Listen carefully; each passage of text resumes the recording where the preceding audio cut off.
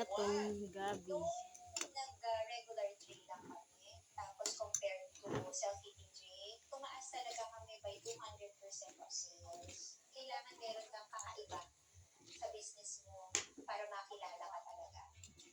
Pero kahit may mga bagong paandan sa negosyo, lagi pa rin daw isa sa alang-alang ang mga tauhan. Sila talaga yung backbone ng business namin. Yung anong pagluto ang gabi, guys. Lamig kayo siya, Pero of guys. course, nakita namin na talagang importante sila. Like, sila talaga ang gumagawa para dito sa business na to. Kaya dinaalagaan din namin sila. Masarap kainin ng mainit at bagong luto. Gaya rin ng pagninegosyo na mabilis ang tinikin kung ano ang bago. Kaya kahit anong gimmick pa Ang sa sarap. business, Hindi kayo ng gabi, eh. kalidad ng produkto na siyang pinabalik-balikan.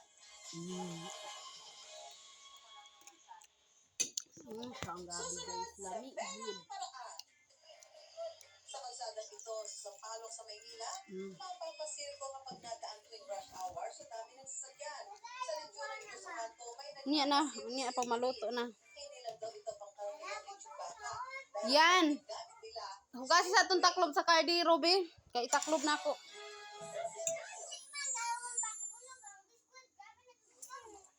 Niya na. Magkaon na lagi ta.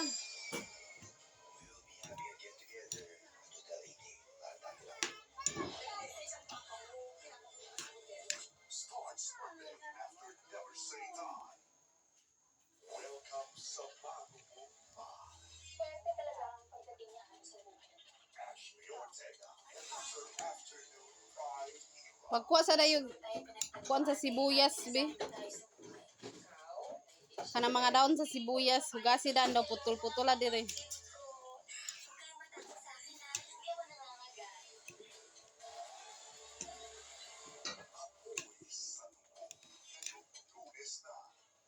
Kanang sibuyas nga gagmay.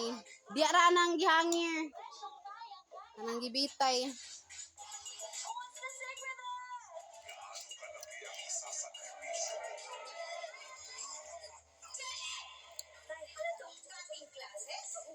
Ano siya ang pagluto.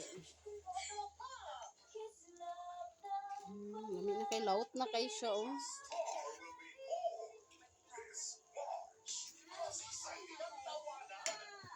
Ha? Wala pa man naluto karon na. May bata o kakapiki na yun siya ani, oh. Kakapikian na niya kay laut na kayo, oh.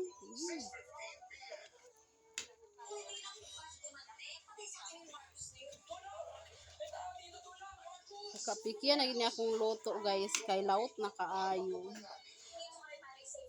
Lamig na kay ni. Gi putol-putol na dira. Lunod putol-putol la. Ikalat.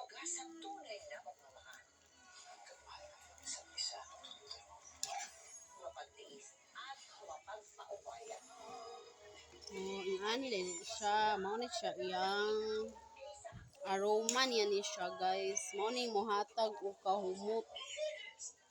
Ang sibuyas.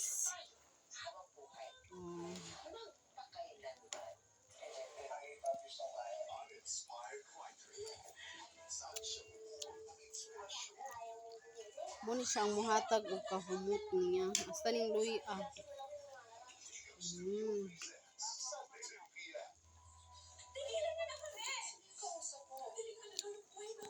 Nato sa luy.